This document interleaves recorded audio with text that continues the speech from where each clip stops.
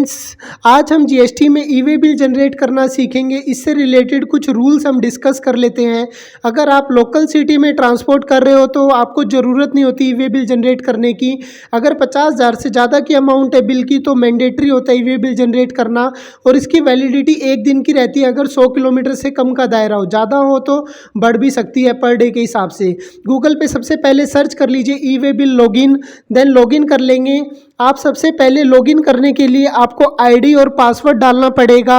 अगर ID password नहीं है तो जनरेट कर लीजिए इसी साइट पे जाके आप। तो आईडी पासवर्ड और कैप्चा एंटर करने के बाद लॉगिन कर लीजिए। यहाँ पर आप लॉगिन करने के बाद आपका नया पेज ओपन हो जाएगा ई वे बिल का। ई वे बिल का पेज ओपन होने के बाद वहाँ पर आपको अपनी सारी डिटेल एंटर करनी पड़ेगी।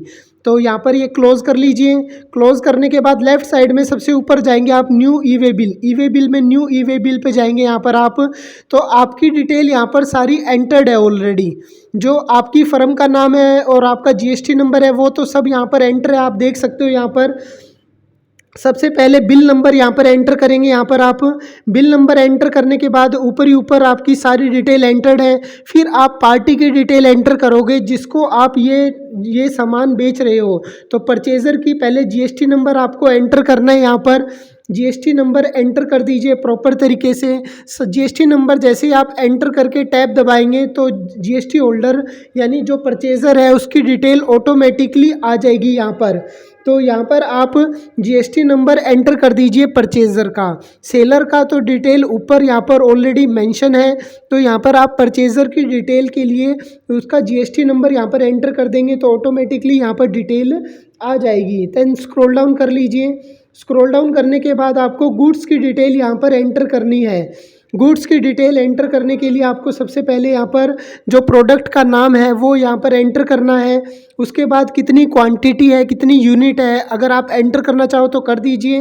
देन उसके बाद जो वैल्यू है आपकी, जिस पे टैक्स लगना है, बिल जिस अमाउंट पे कटा है वो यहाँ पर एंटर कर दीजिए।